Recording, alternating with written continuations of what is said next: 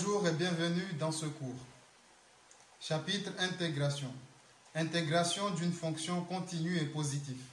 Dans la vidéo précédente, on a défini l'intégrale comme étant le domaine sous une courbe délimitée par l'axe des abscisses dans un intervalle donné.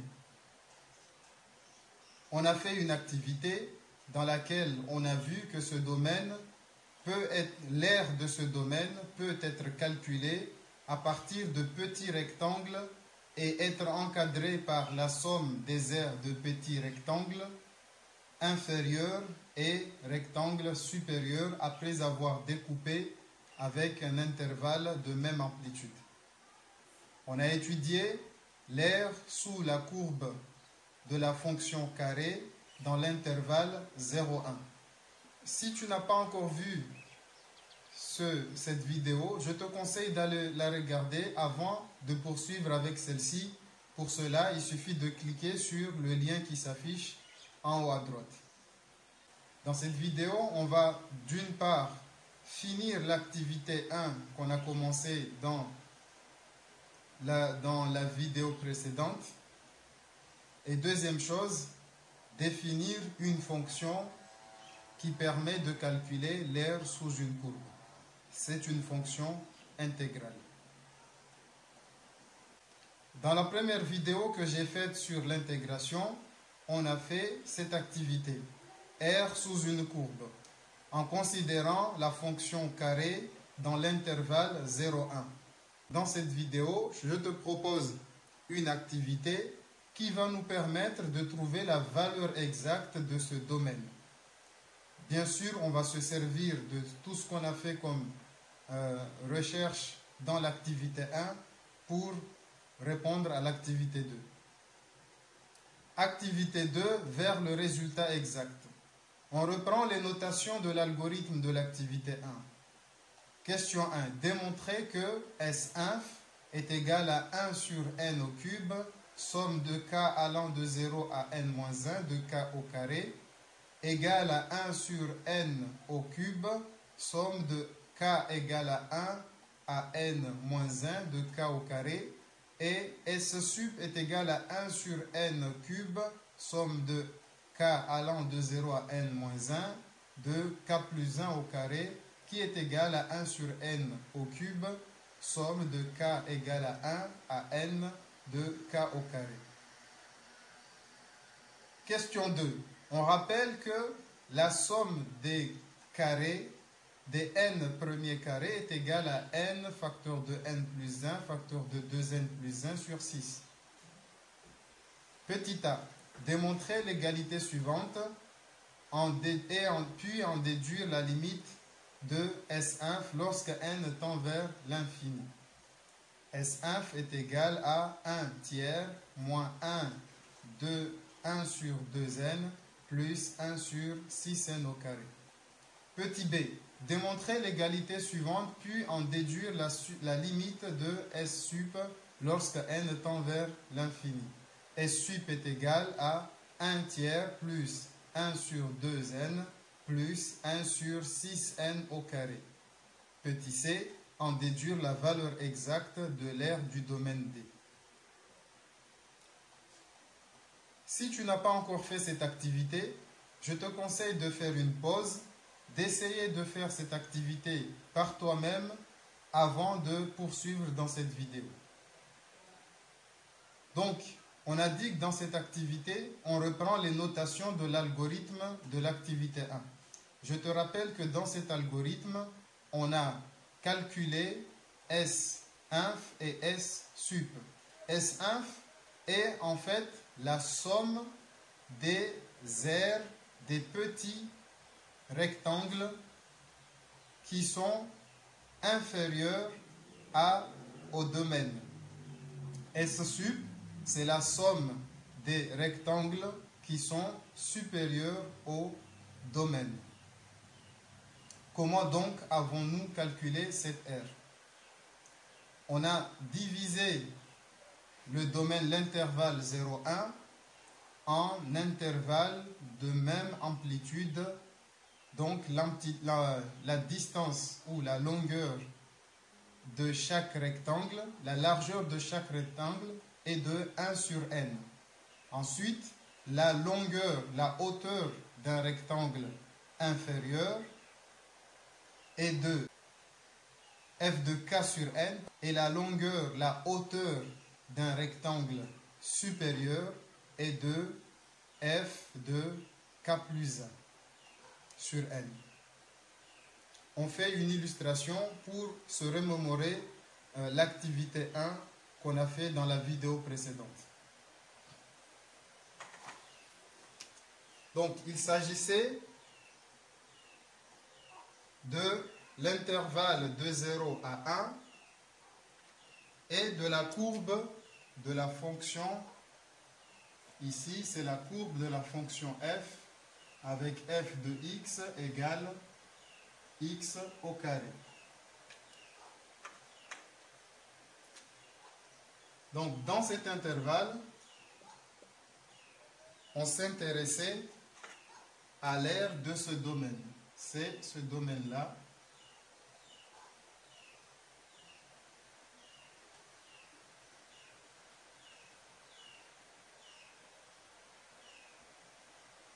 On a vu que pour calculer l'aire de ce domaine, on a divisé l'intervalle 0,1 en plusieurs intervalles avec une amplitude de 1 sur n. N étant le nombre d'intervalles de subdivision. On a défini ainsi des rectangles inférieurs et des rectangles supérieurs qui définissent un encadrement de...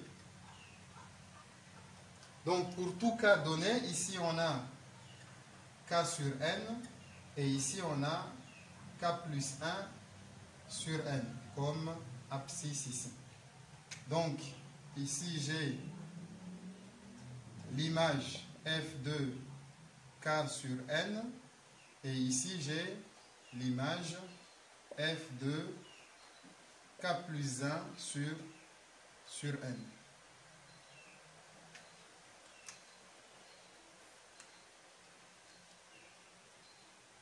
Donc, dans cet intervalle, on peut calculer et trouver un encadrement du sous-domaine qu'on a dans cet intervalle. On définit l'aire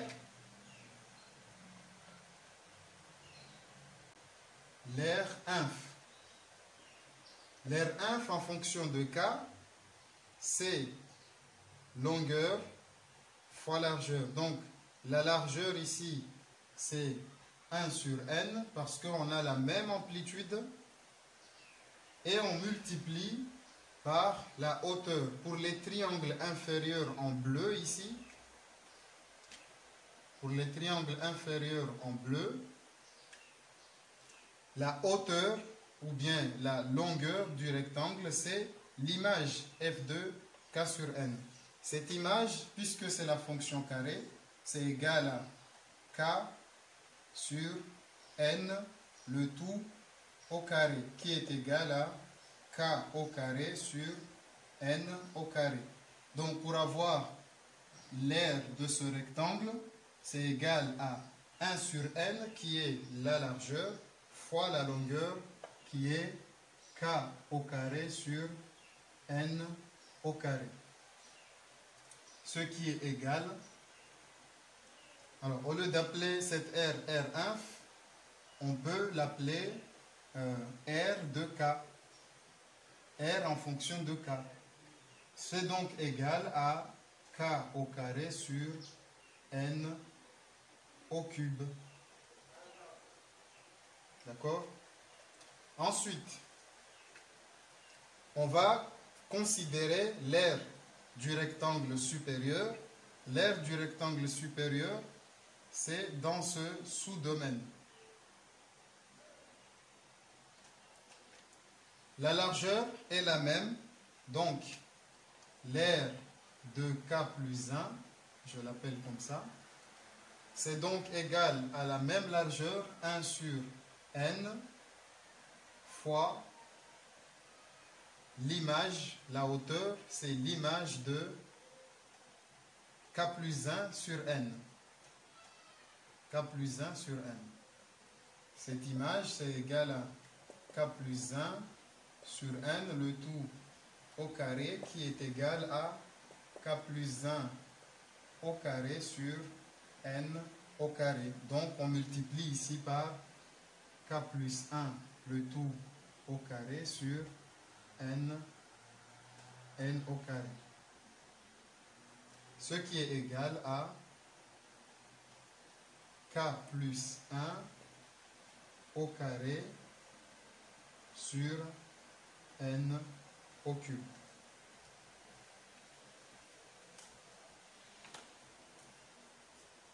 AK, A indice K, c'est l'aire d'un rectangle inférieur dans un sous-domaine. AK plus 1, c'est l'aire supérieure, l'aire du rectangle supérieur dans un sous-domaine. On a vu que S1, c'est la somme des rectangles inférieurs. S sup, c'est la somme des rectangles supérieurs. Donc, pour répondre à la question 1, démontrer que S1 est égal à 1 sur n au cube, facteur de la somme de k allant de 0 à n moins 1, qui est égal à k, de k au carré, on va se servir de ces notations qu'on a déjà définies dans l'ancienne vidéo. Pour plus d'explications et de compréhension sur ces calculs, je t'invite à aller regarder la vidéo précédente de ce chapitre, intégration.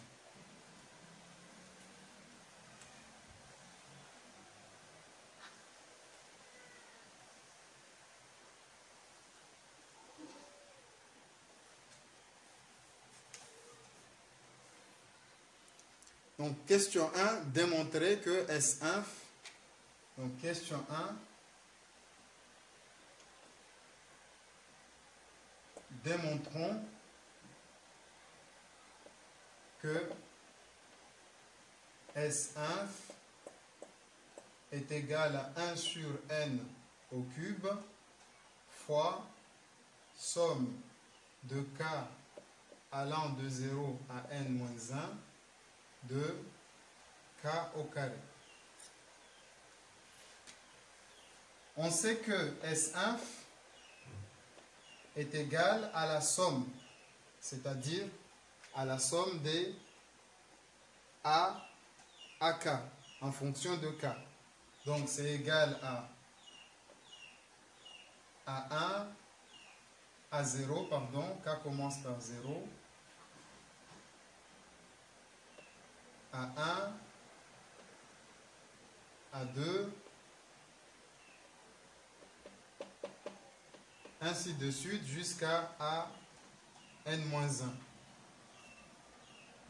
Ce qui est égal à 0, je reprends cette écriture, je remplace k par 0. Ça me fait donc 0 au carré sur n au cube. Plus A1, je reprends cette notation, je remplace k par 1. Donc ça me fait 1 au carré sur n au cube. Plus A2, 2 au carré sur n au cube. Plus, etc. jusqu'à n-1 au carré sur n au cube. On peut ensuite factoriser par n au cube. C'est donc égal à 1 sur n au cube, facteur de 0 au carré, plus 1 au carré, plus 2 au carré, plus etc. jusqu'à n-1 au carré.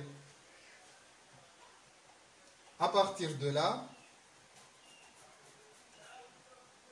on voit bien apparaître ici la somme des n-1 premiers termes au carré. Ceci peut s'écrire sous cette forme. Donc, S1 est égal à 1 sur n au cube fois la somme de k allant de 0 à n-1 de quoi? Du carré. À chaque fois, on prend k au carré. Pour k égale 0, j'ai 0 au carré, ça vaut 0. Pour k égale 1, j'ai 1 au carré. Pour k égale 2, 2 au carré, ainsi de suite jusqu'à n-1. C'est QFT. Voilà, on a démontré que S1 peut s'écrire sous cette forme.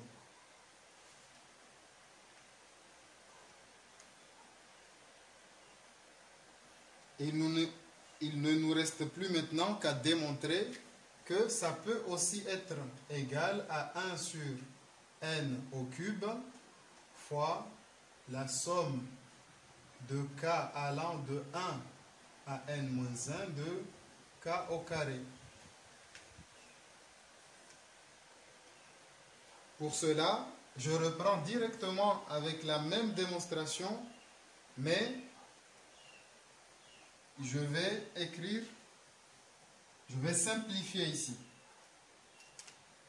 0 au carré, ça c'est égal à 0. Donc c'est égal ici à 1 sur n fois n au cube, pardon, fois 0 au carré, ça fait 0. Donc j'en ai pas vraiment besoin. Je peux commencer directement par 1 au carré, plus 2 au carré, plus 3 au carré, plus ainsi de suite, jusqu'à ici, jusqu'à n-1 au carré. Et ceci peut s'écrire sous cette forme avec le symbole sigma. Ce qui est donc égal à 1 sur n au cube fois sigma de k allant de 1 cette fois-ci jusqu'à n-1 de k au carré. On a démontré la deuxième égalité.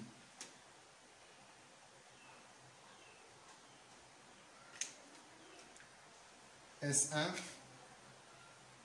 s'écrit aussi sous la forme 1 sur n au cube fois sigma de 1 de k allant de 1 à n-1 de k au carré. On va faire exactement la même chose pour l'écriture de S sup.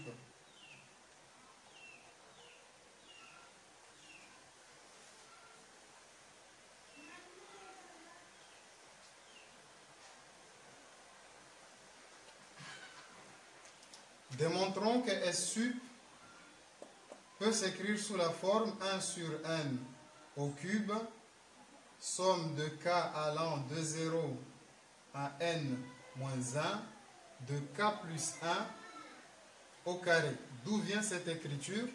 Je rappelle que S sup est égal à la somme des rectangles, des aires des rectangles supérieurs qu'on a définis comme ça en fonction de k.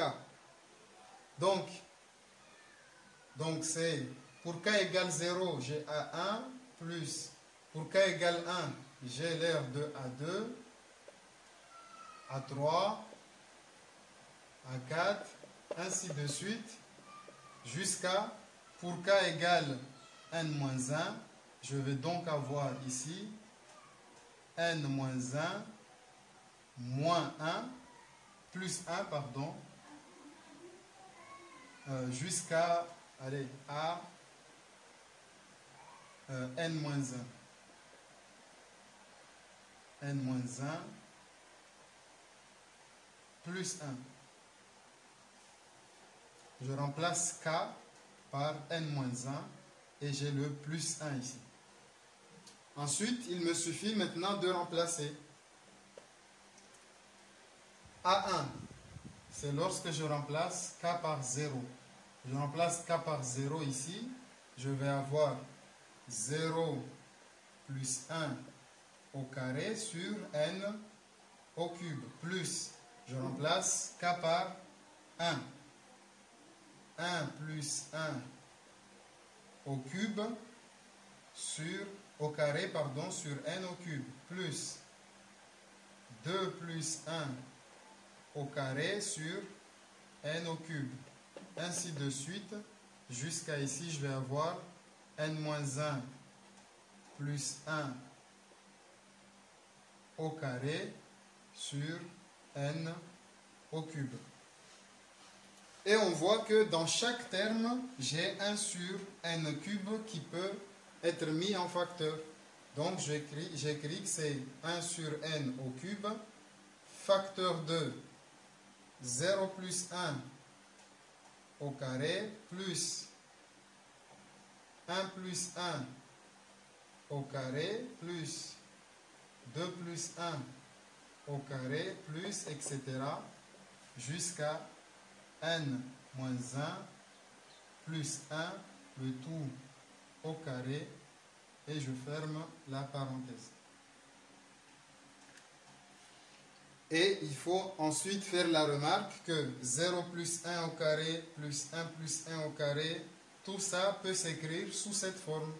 À chaque fois, on a k pour k égale 0, k égale 1, k égale 2, ainsi de suite, ce qui fait que S sup est égal à 1 sur n au cube, facteur de sigma, somme de k allant de 0 à n-1, de, à chaque fois j'ai k plus 1 au carré, k plus 1 au carré.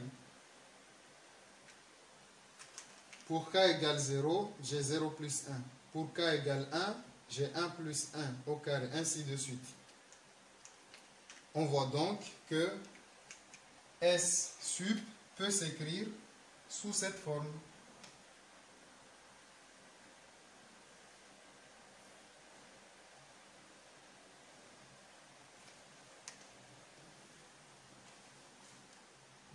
Ensuite, on va démontrer la deuxième partie de l'égalité, à savoir 1 sur n au cube, facteur de sigma, somme de k allant de 1 à n, k au carré. Pour cela, je vais reprendre la même démonstration avec l'objectif de démontrer que cette écriture, en fait, c'est égal à 1 sur n au cube, facteur de k allant de 1 à n de k au cube, au carré. C'est mon objectif maintenant. Pour cela, je vais faire le calcul ici à chaque fois. Donc, ici, je vais avoir égal 1 sur n au cube, facteur de 0 plus 1, ça fait 1 au carré, ça fait 2 au carré, 2 plus 1, ça fait 3 au carré, ainsi de suite. Et ici, je vois bien que si je développe n-1 plus 1, j'enlève les parenthèses qui sont là. Moins 1 plus 1, ça s'annule, donc il reste n au carré. Et ça, vous êtes d'accord avec moi que ça peut s'écrire sous cette forme. C'est la somme des carrés des premiers termes au carré en commençant par k égale 1. On ne commence pas par k égale 0. On commence par k égale 1. D'où l'écriture S sup est égal à 1 sur n au cube fois la somme de k allant de 1 à n, et on prend les carrés à chaque fois pour faire la somme. CQFD, ce qu'il fallait démontrer.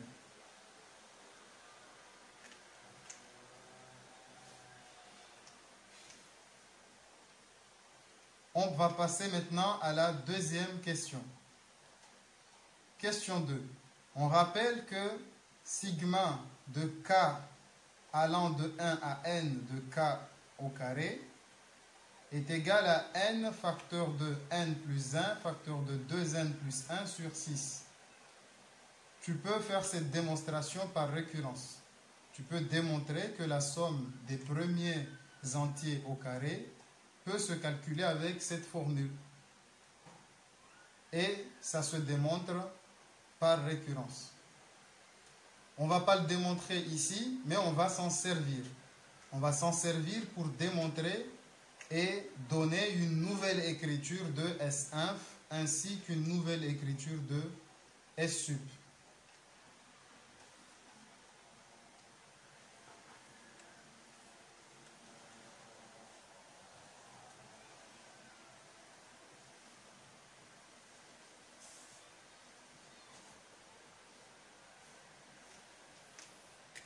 Question 2, petit a. On veut montrons que S1 s'écrit sous la forme 1 tiers moins 1 sur 2n plus 1 sur 6n au carré. On sait que S1 est égal à 1 sur n au cube fois la somme de k allant de 1 à n moins 1 de k au carré. Or, d'après l'énoncé, on a une indication.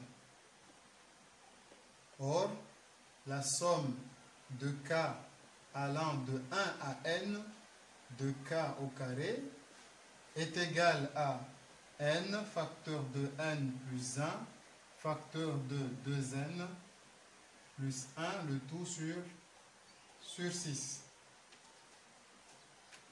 Une remarque importante à faire ici, la somme va de k égale à 1 jusqu'à n. Or, nous, dans notre calcul, c'est de k égale à 1 jusqu'à n-1. Donc, il va falloir retirer un terme ici pour se mettre à n-1. Pour cela, il suffit de remarquer que, en fait,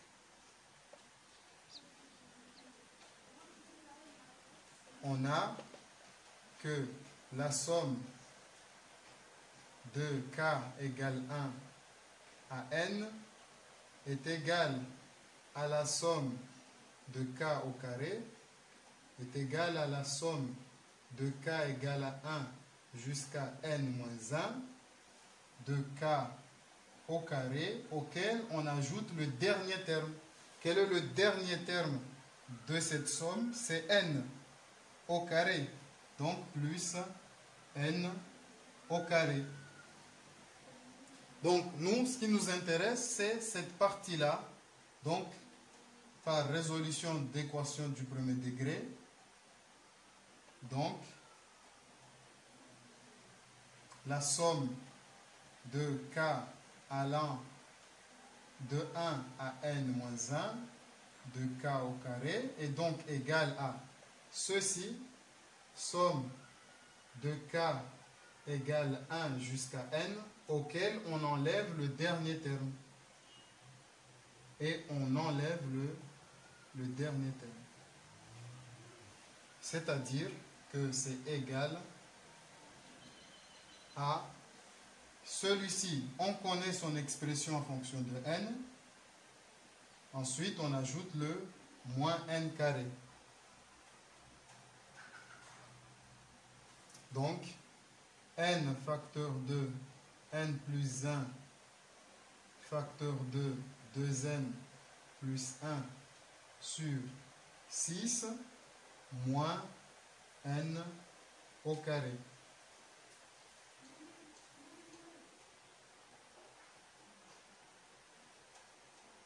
Ensuite, on peut mettre au même dénominateur. Pour mettre au même dénominateur, c'est donc égal à n facteur de n plus 1 facteur de 2n plus 1 moins 6n au carré, le tout sur 6. On a mis au même dénominateur. Et ça, c'est somme de k allant de 1 à n-1 de k au carré. On va s'en servir ici. Donc,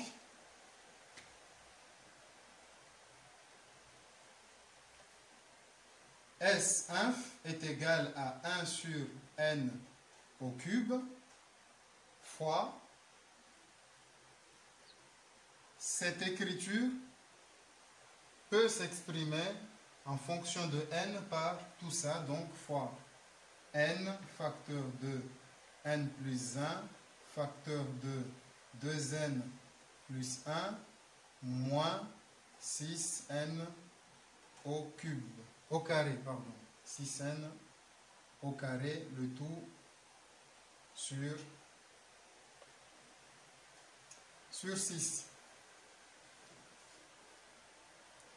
On va ensuite développer ici et faire les réductions nécessaires pour retrouver ce qui est demandé. Donc c'est donc égal à, je développe, ça me fait donc, ici ça me fait, déjà je peux, avant de développer, peut-être factoriser par n. J'ai dans ces deux termes, j'ai n ici et n ici. Je peux factoriser par n, ou bien on fait tous les développements avant de réaliser une factorisation et de simplifier. C'est pas grave. Donc, ça nous fait n facteur de, je fais la double distributivité ici, ça fait 2n au carré, ensuite plus n, plus 2n, plus 1, moins 6,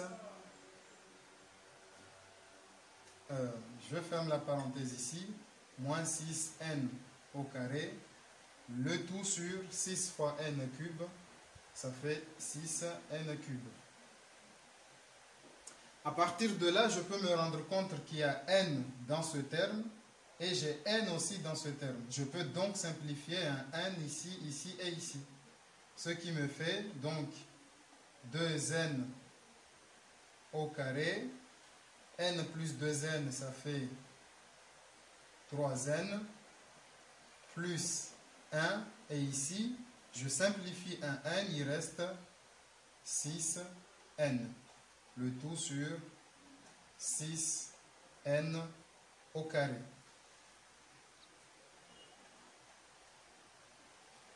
Pour passer de là à là, j'ai simplifié ce n, un n ici et un n au dénominateur, car on a deux termes au numérateur et dans chaque terme, il y a un facteur commun et ce facteur commun, il est commun au dénominateur aussi ici, donc on peut le simplifier. En le simplifiant, on a cette étape. À partir de là, il ne me reste plus qu'à décomposer en facteur de... il ne me reste plus qu'à décomposer en termes ici. Donc c'est égal à 2n carré sur 6n carré. Le n carré va se simplifier.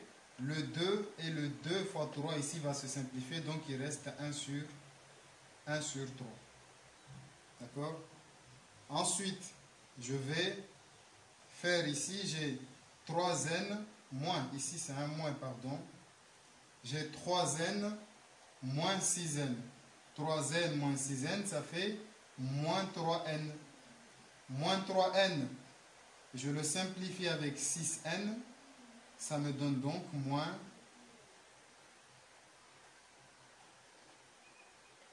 1 sur 2n. Je récapitule, j'ai 3n moins 6n. 3n moins 6n, ça fait moins 3n. Donc le moins, je l'ai ici. Ensuite, j'ai 3n sur 6n carré. Le n et le n vont se simplifier, il reste un n ici. Ensuite, le 3 et le 3 fois 2 ici se simplifient et j'ai le résultat qui est affiché ici. Et pour finir, j'ai plus 1 sur 6n au carré, CQFD.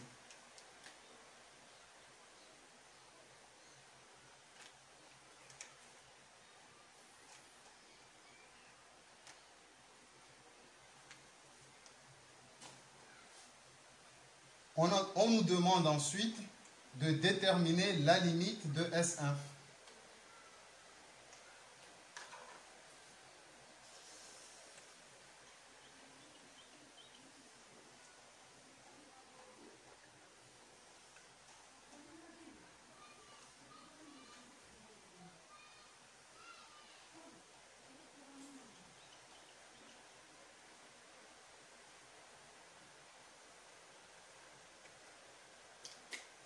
Déterminons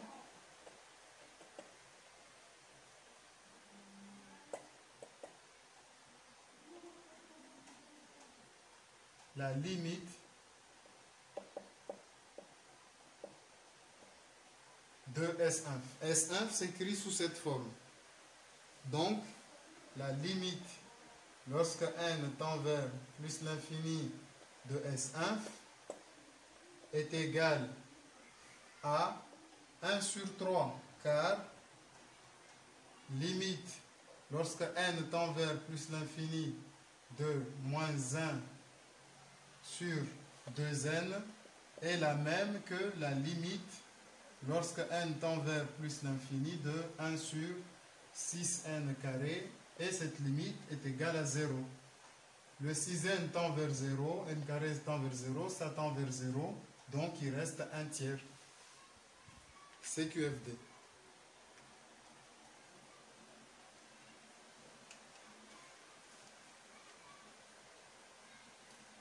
On passe ensuite à la question petit b. La démonstration est quasiment similaire à ce que tu viens de voir. Donc n'hésite pas à mettre une pause, à essayer de faire avant de regarder la suite. Petit b.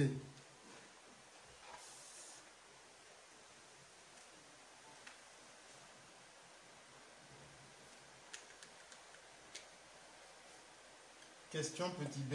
Démontrons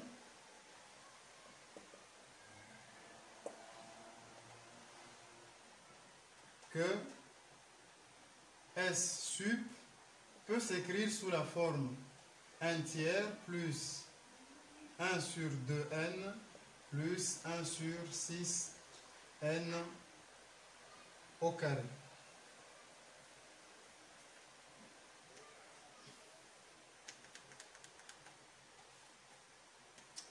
On sait que S sup s'écrit sous la forme 1 sur n au cube sigma de k allant de 1 à n de k au carré d'après la question précédente.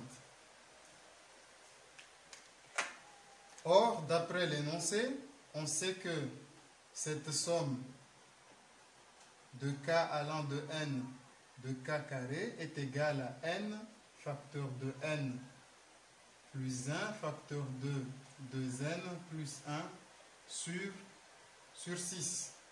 On s'en sert ici pour dire que c'est donc égal à 1 sur n au cube fois n facteur de n plus 1 facteur de 2n plus 1, le tout sur 6.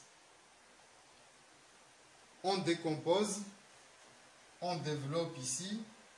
On peut d'une part simplifier le n, j'ai n et n, je simplifie le n, donc il reste ici, en développant directement, 2n carré plus n plus 2n plus 1, le tout sur 6n carré, en simplifiant le n ici avec un n qu'il y a au dénominateur ici.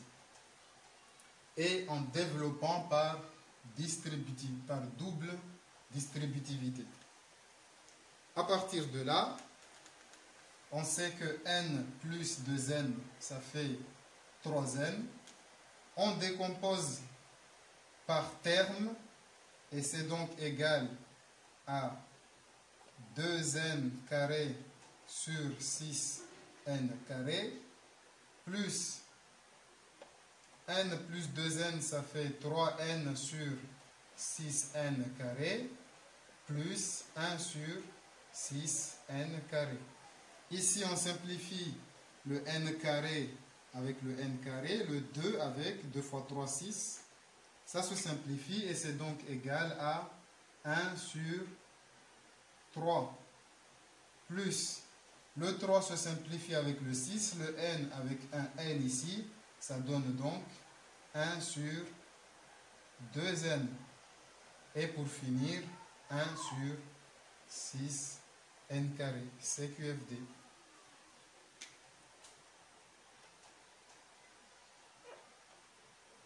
S sup est donc égal à 1 tiers plus 1 sur 2n plus 1 sur 6n carré. À partir de là, on peut déterminer la limite. Et cette limite se calcule rapidement. Limite, lorsque n tend vers plus l'infini de S sup, est donc égale à 1 tiers. Car limite, lorsque n tend vers plus l'infini de 1 sur 2n est égal à 0. Et c'est la même chose pour la limite de lorsque n tend vers plus l'infini de 1 sur 6n carré.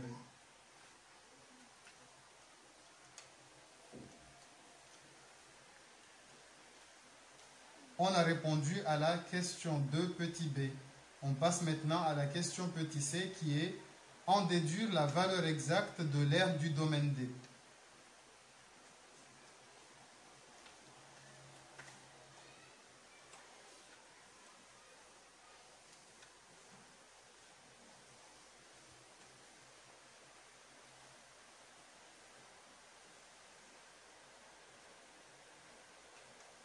Je rappelle, le domaine D, c'est ce domaine délimité dans l'intervalle 0,1 de la fonction f de x égale x carré, et il s'agit de ce domaine.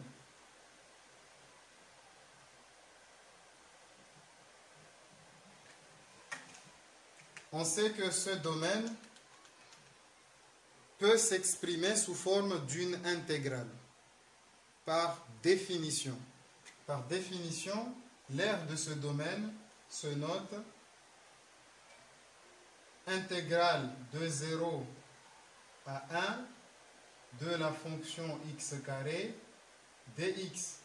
Et cette aire est comprise entre S1 et S sup. On a démontré que la limite lorsque n tend vers plus l'infini de S1 est égale à la limite lorsque n tend vers plus l'infini de S sup. Et c'est égal à 1 tiers. Je rappelle que S1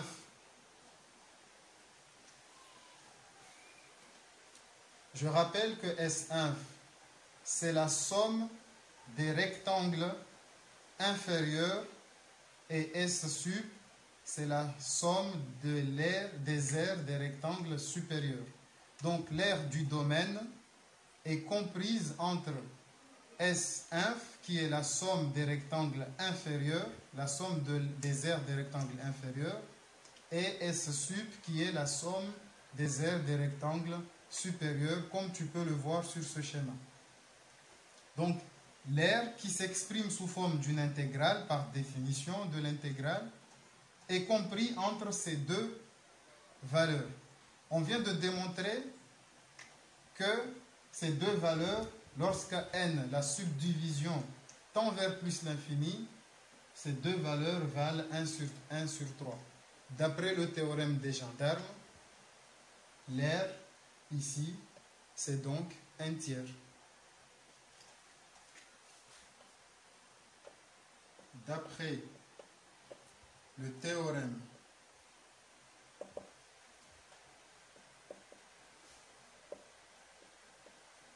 des gendarmes,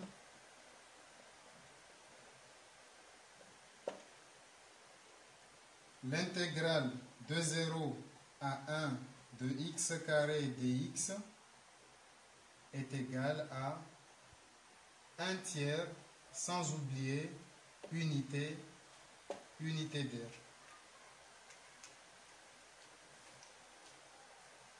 On a fini cette activité. Qu'est-ce qu'on retient? De la première activité, de la première vidéo, on a retenu l'aire de ce type de domaine se calcule et se définit par une intégrale. Une intégrale, c'est une aire notée par l'unité UA, unité d'air. On a vu qu'on pouvait approcher cette aire par deux rectangles, deux sous-domaines, les sous-domaines inférieurs et des sous-domaines supérieurs représentés par des rectangles de même amplitude de la subdivision de l'intervalle. Dans cette activité, on vient de démontrer qu'on peut déterminer la valeur exacte de l'aire de ce domaine. Par la suite, on va voir que on peut définir une fonction qui permet de calculer cette aire et c'est ce qu'on va voir maintenant. C'est parti.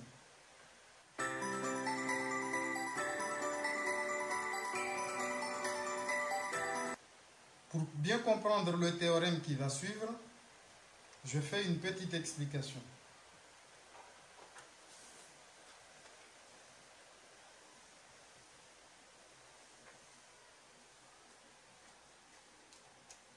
On considère la courbe d'une fonction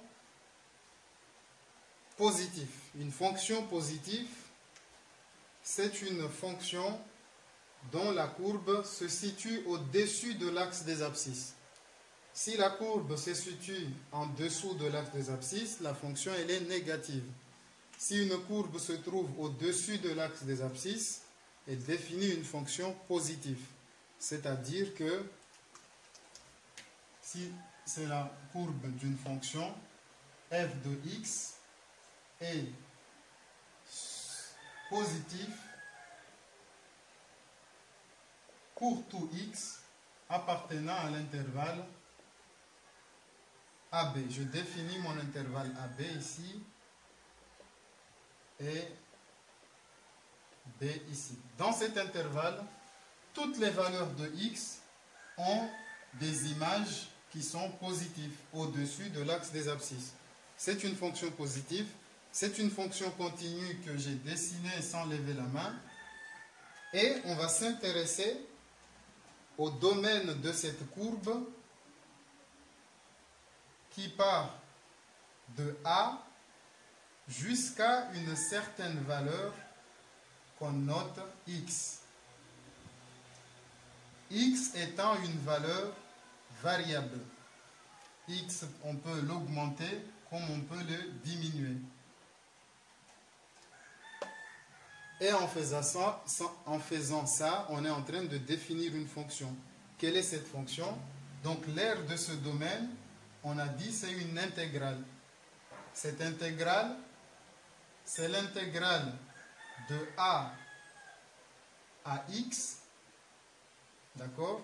De A à X dans l'intervalle AX, de la fonction f de t dt.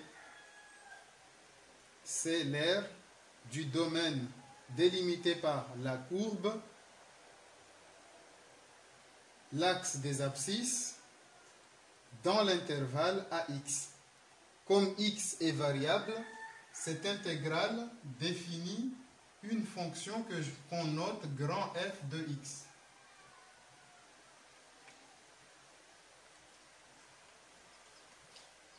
Cette fonction grand f de x est appelée fonction R ou fonction de l'intégrale.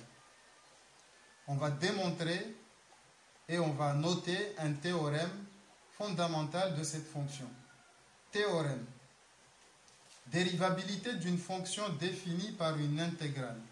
Soit f, une fonction continue et positive sur un intervalle AB, la fonction f qui associe à x intégrale de a à x de f de t dt est définie et dérivable sur l'intervalle AB. On note f' est égal à petit f. Grand f' est égal à petit f. Non seulement cette fonction grand f est dérivable, mais on connaît sa dérivée. Sa dérivée, c'est petit f de x. C'est un théorème très important qu'il faut retenir et on reviendra souvent sur ce théorème. C'est pour ça qu'on ne passe pas rapidement, mais on va démontrer ce théorème. Reste attentif, prends des notes et essaie de suivre avec moi cette démonstration très importante. Ce qu'il faut retenir ici, c'est que en voulant calculer l'aire de ce domaine avec une variable x qui varie dans l'intervalle AB, on définit une fonction grand F. Cette fonction, c'est l'intégrale en fonction de x qui varie.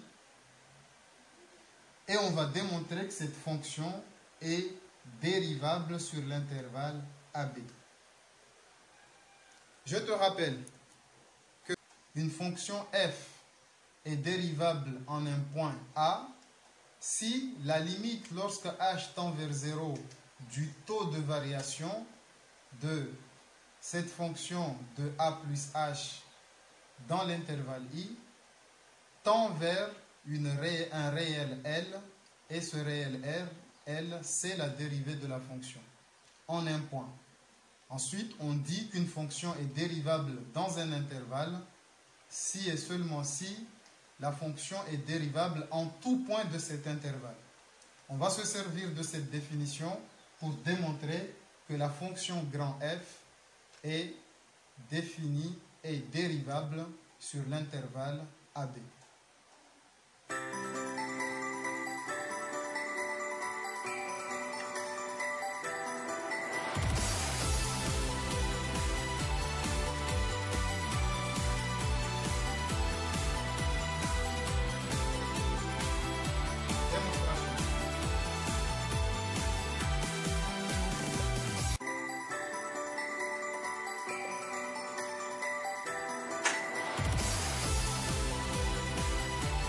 Cette démonstration peut se faire en deux étapes.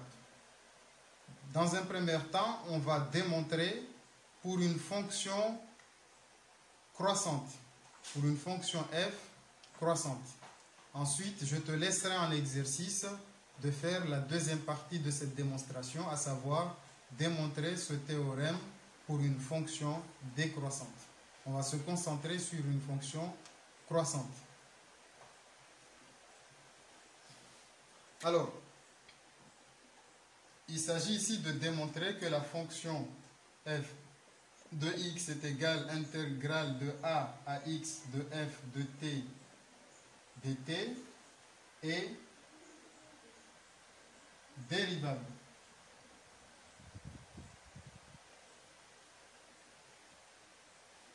Sur l'intervalle AB. C'est ce qu'on veut démontrer. Alors, on sait qu'une telle fonction existe. Je te l'ai déjà montré tout à l'heure avec un schéma, que avec ce schéma prouve bien que ce théorème existe. Car lorsque j'écris f de x égale intégrale de a à x de f de t dt, je suis en train de définir l'aire d'un domaine.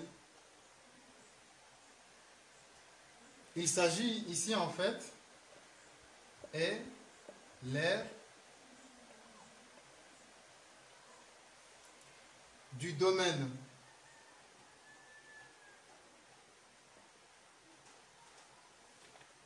c'est l'aire du domaine compris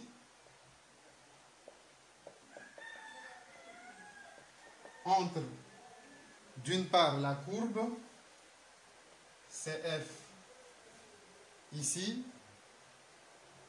et l'axe des abscisses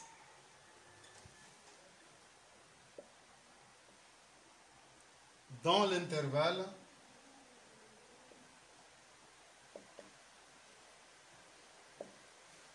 AB, ou plutôt, pour être exact, dans l'intervalle AX. Donc, cette fonction, elle existe. Ce n'est pas une fonction inexistante. Maintenant, reste à démontrer que cette fonction est dérivable. Pour cela, on va se servir du taux d'accroissement.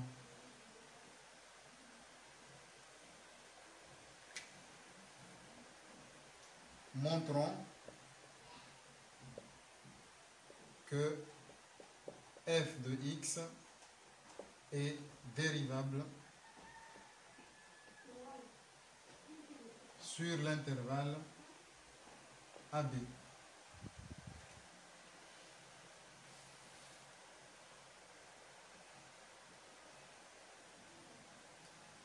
Je t'ai laissé le temps de noter, je vais effacer. Je n'ai pas beaucoup de place dans le tableau. Donc, on veut montrer que cette fonction est dérivable. On se sert soit delta f sur delta x de x égale f de x plus h moins f de x sur h. Alors, on définit ça pour x appartenant à AB et un réel h différent de 0. Pour x appartenant à l'intervalle AB, h une valeur réelle différente de 0 et x plus h qui appartient à l'intervalle AB.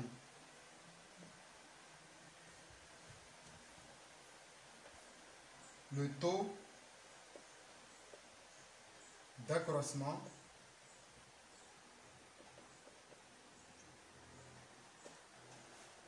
de la fonction grand F. Ensuite, on va distinguer deux cas. Le cas où h est une valeur positive et le cas où h est une valeur négative. Dans le premier cas,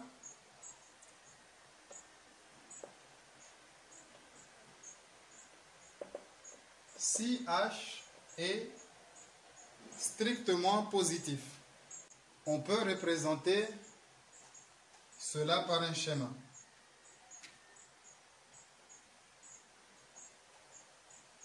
On a dit on prend une fonction croissante dans l'intervalle A, B et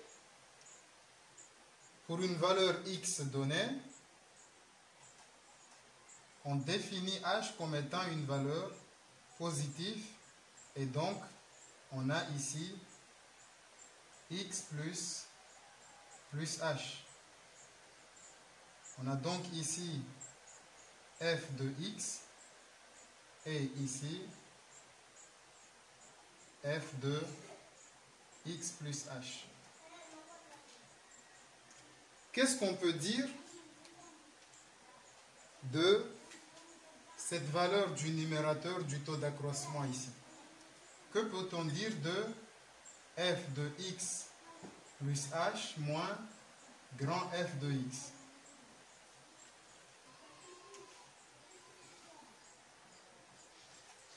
F de x plus h, c'est l'intégrale. Je vais l'écrire ici. F de x plus h, c'est en réalité l'intégrale de a à x plus h de la fonction f de t dt, c'est-à-dire c'est l'aire délimitée par la courbe, l'axe des abscisses et la droite d'équation x égale a et la droite d'équation x égale x plus h. C'est toute cette aire-là. Cette aire, c'est cette fonction. L'aire que j'ai dessinée en bleu, c'est ça. Ensuite,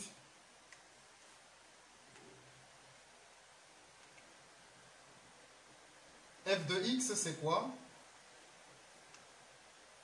F de x, c'est aussi une intégrale, grand f de x. Comme on l'a vu, c'est l'intégrale de a à x de f de t dt. Cette intégrale peut se représenter graphiquement ici par l'aire sous la courbe délimitée par la fonction ainsi que la droite d'équation x égale x ici, on a la valeur de x ici, et on a la courbe, l'axe des abscisses et la valeur de x.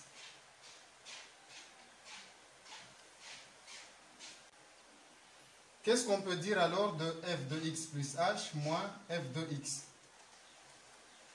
On prend cette R et on enlève la partie que j'ai hachurée en rouge. Donc, il reste quoi? Il reste l'air ici que je vais hachurer en vert. C'est cette aire-là. Cette aire que je hachure en vert, c'est f de x plus h moins f de x. Je récapitule pour une meilleure compréhension. F de x plus h, c'est un R. On a dit grand F, c'est une fonction définie par un intégral. Et je l'ai hachuré en bleu. Ensuite, f de x, je l'ai hachuré en rouge. Et j'ai ici f de x plus h moins f de x. F de x plus h. Et j'enlève la partie f de x. La partie f de x, c'est celle-là. Donc, il me reste ce domaine-là. Et ce domaine, si je veux calculer l'aire de ce domaine, je peux considérer le rectangle, inférieur, et ainsi que le rectangle supérieur. Je peux donc dire que grand F de x plus h moins grand F de x est compris entre l'aire inférieure de ce domaine. L'aire inférieure de ce domaine, c'est la distance h fois la longueur f de x. Donc, h fois f de x. Ce petit domaine est inférieur au rectangle supérieur. Le rectangle supérieur, c'est h fois f de x plus h. Donc ici, j'ai h fois f de x plus h.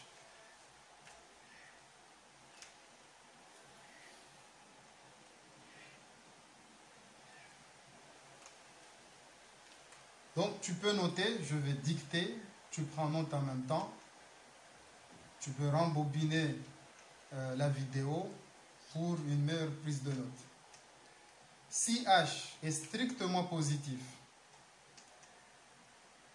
voir sur le schéma, f de x plus h moins grand f de x représente l'aire du domaine comprise entre la courbe de f, l'axe des abscisses, sur l'intervalle x, x plus 1 et x plus h. F étant croissante sur cet intervalle, Cette aire est comprise entre celle des rectangles de longueur h et de hauteur respective f de x et f de x plus h. Cette aire est donc comprise entre h fois f de x. H fois f de x, c'est le rectangle inférieur de ce petit domaine. Et h fois f de x plus 1, c'est le rectangle supérieur. Donc, cette aire est comprise entre ces deux aires. Qu'est-ce qu'on peut déduire de ça?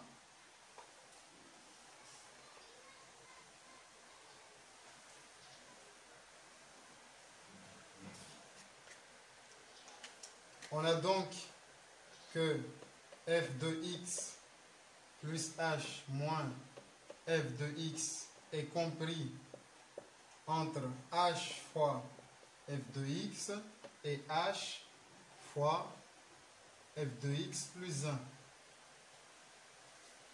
Ceci est équivalent. Je divise tout par h. On a dit que ici h est une valeur positive.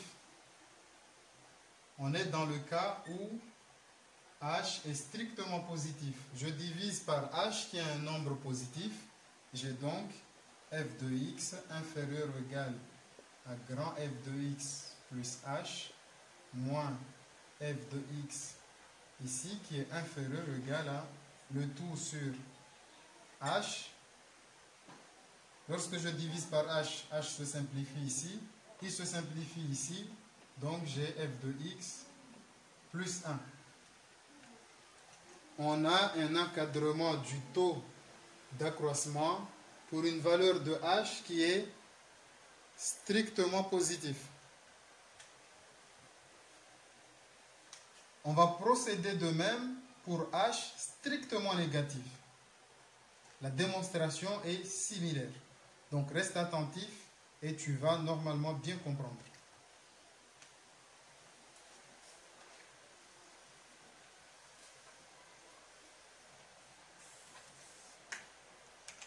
On se place maintenant dans le deuxième cas. Deuxième cas, h est strictement négatif. Dans le cas où h est strictement négatif, on va chercher un encadrement de f de x plus h moins grand f de x.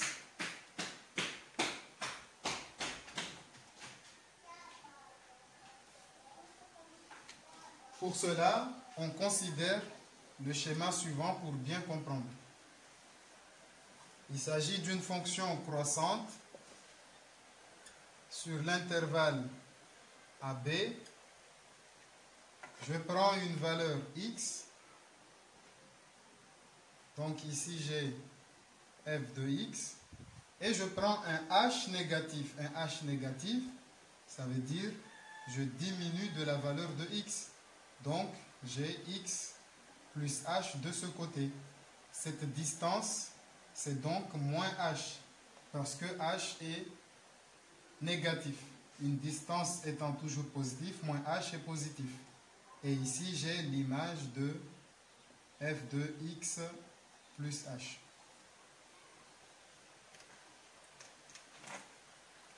Grand f de x plus h, c'est une intégrale. C'est une fonction définie par une intégrale. F de x plus h, c'est en fait l'intégrale de a à x plus h de f de t dt.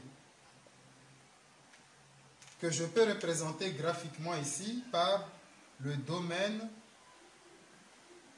ici délimité par l'axe des abscisses, la courbe f dans l'intervalle a x plus h. De même, donc cette intégrale, c'est cette r. De même que grand f de x est égal à l'intégrale de a à x, f de t dt. Je peux représenter ce domaine en vert ici.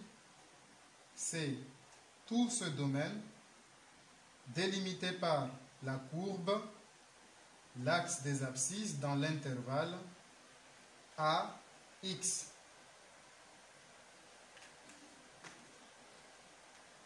Qu'est-ce que je vois ici comme remarque?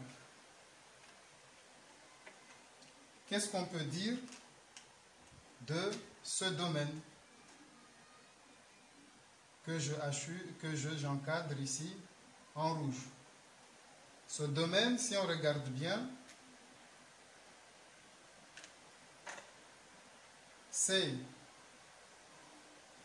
f de x, le grand domaine, auquel on enlève le petit domaine f de x plus h. C'est f de x moins f de x plus h. Tu vas peut-être me dire qu'on n'a pas réussi à trouver ça. C'est pas grave, tu vas voir qu'on va y revenir. Donc, cette R, ce domaine en rouge, son R, c'est f de x, qui est le domaine hachuré en vert, moins f de x plus h, qui est le domaine hachuré en bleu. Si je prends ça, j'enlève ça, il me reste ça. Si on regarde bien, ce domaine est encadré par deux rectangles. Le rectangle inférieur et le rectangle supérieur. Ces deux rectangles ont pour largeur moins h, la distance de x plus h à x, et le inférieur, la longueur ou la hauteur, c'est f de x plus h, et le supérieur, la longueur, c'est f de x. Donc, on a trouvé un encadrement de ce domaine. C'est-à-dire que f de x moins grand f de x plus h est compris entre l'aire inférieure, qui est ici, l'aire inférieure, c'est moins h, facteur de f de x plus h. L'aire supérieure du rectangle supérieur, c'est moins h, facteur de f de x. On a donc un encadrement de cette R que j'ai fait en rouge. On va ensuite essayer de déterminer un encadrement de f de x plus h moins f de x.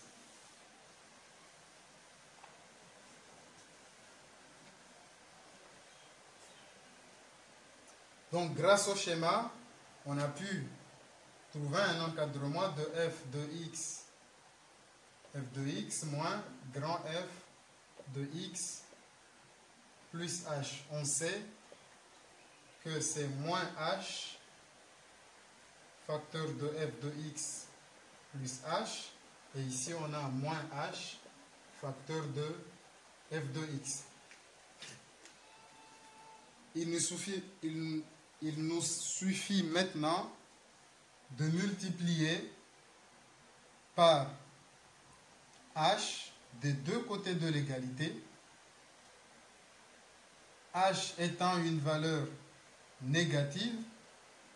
Lorsqu'on va multiplier par moins h, ici, le sens de l'inégalité va changer.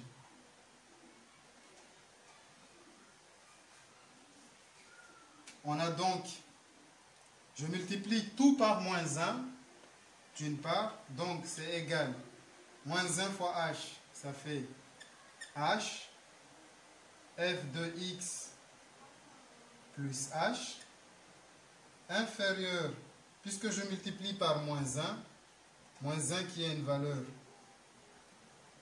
négative, donc ça va faire, l'inégalité change, le sens de l'inégalité change. D'accord? Et ici, je multiplie par moins 1, ça fait donc moins f de x, et ici ça devient plus f de x plus h, supérieur ou égal à h facteur de f de x. Dans un deuxième temps, je divise tout par h. sans oublier que h est une valeur strictement négative. Donc, lorsque je multiplie par h ici, je vais avoir, je divise par h, pardon, f de x plus h, qui est inférieur ou égal, ici il me suffit de le réécrire, f de x plus h moins f de x inférieur ou égal à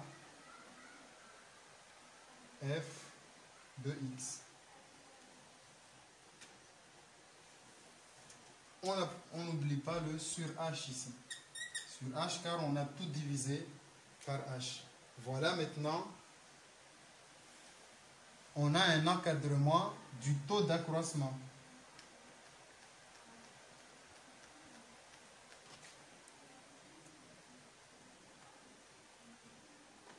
Je vais réunir les deux cas pour ensuite conclure. Si h est strictement croissant,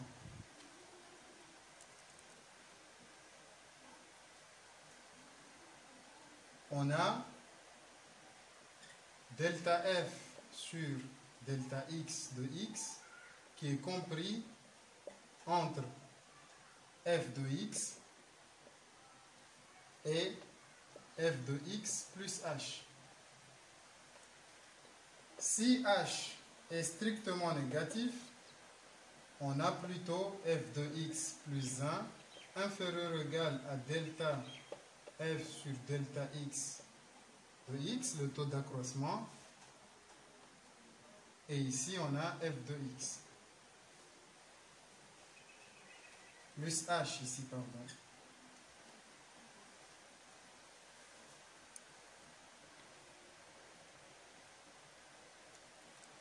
Ensuite, qu'est-ce qu'on peut dire de la limite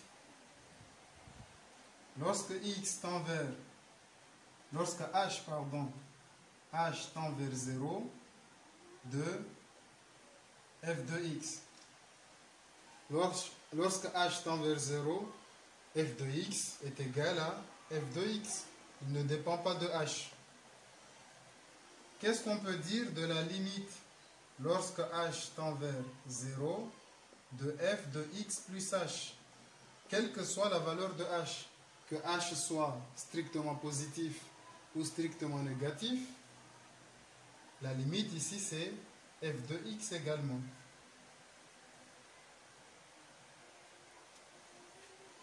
Ceci tend vers f de x, vers f de x, donc d'après le théorème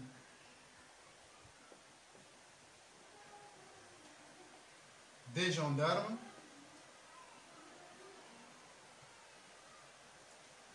la limite lorsque h tend vers 0 du taux d'accroissement grand f de x plus h moins grand f de x sur h est égal à f de x, CQFD. Par définition, on en déduit que la fonction grand f de x est dérivable et sa dérivée est petit f de x. On a fini cette démonstration. Je te rappelle la propriété qu'on vient de démontrer et qu'il faut retenir. C'est le théorème suivant. On définit une fonction à partir d'une intégrale dans un intervalle AB. Alors cette fonction est dérivable sur cet intervalle et sa dérivée, c'est la fonction petit f. On vient de démontrer ceci pour une fonction croissante. Je te demande de faire la démonstration, la même démonstration, elle est similaire, pour démontrer que la fonction définie par une intégration sur un intervalle AB pour une fonction décroissante est dérivable sur l'intervalle AB. À toi de jouer. En attendant, pour illustrer pour illustrer ce théorème, je te propose un exercice, c'est l'exercice suivant. Exercice 6. Soit f une fonction continue et positive sur l'intervalle AB. Et grand F défini par AX, on associe l'intégrale de A à X, f de t dt défini aussi sur l'intervalle AB. Petit 1. Question 1. Déterminer la dérivée f', grand F' de la fonction définie par l'intégrale. Petit 2. Étudier les variations de grand F sur l'intervalle AB.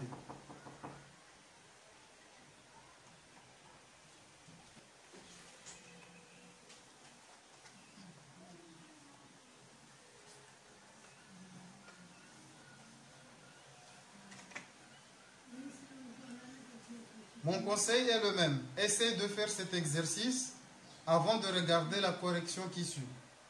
Première question, déterminer la dérivée f' de x de la fonction définie par l'intégrale. Deuxième question, étudier les variations de la fonction grand F sur AB.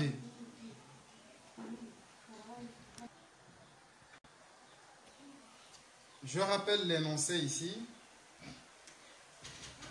On a une fonction f de x qui est continue, f est continue et positive sur l'intervalle AB. On définit la fonction grand F de x qui est égale à l'intégrale de A à x, f de t, dt. Question 1. Calculer f' de x. On a vu, d'après le théorème qu'on a vu, que f' de x est égal à f de x. Ça, c'est d'après le théorème. Le théorème qu'on vient à peine de démontrer. Question 2. Étudier les variations de la fonction grand F sur AB. On sait que, ici, grand F' de x est égal à f de x.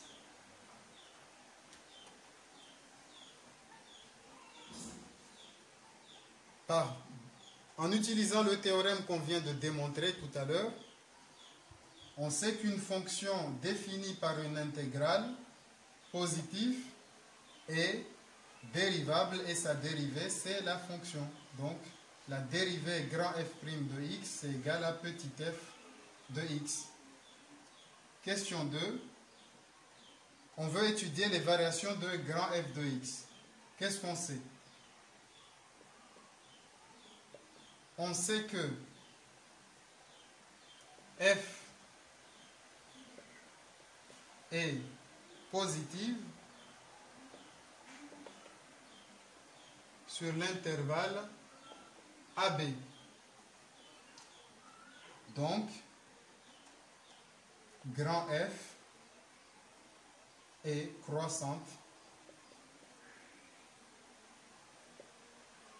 sur l'intervalle AB. On a fini cet exercice. Je ne te laisse pas les mains vides. Je te laisse l'exercice 7. Dans chacun des cas suivants, donner un intervalle I sur lequel on peut appliquer le théorème qu'on vient de démontrer. 2. Déterminer f' de x pour tout x de l'intervalle I. Ensuite, tu as le deuxième exercice que je te laisse à faire, c'est la démonstration de ce théorème pour une fonction R, pour une fonction qui est décroissante et positive. À toi de jouer. Je te demande de faire ces exercices et de me les rendre avant mardi prochain, car on en fera la correction. Je te dis maintenant à très bientôt dans une nouvelle vidéo. J'ai failli oublier, pour la suite du cours, je te propose aussi de faire cette activité, c'est un petit débat. Quel est le bon article? On considère la phrase incomplète suivante. On appelle primitive d'une fonction f définie et continue sur un intervalle i, fonction grand F définie et dérivable sur i telle que f grand F' est égal à petit f. Doit-on remplacer les pointillés par un article défini ou indéfini? Argumentez.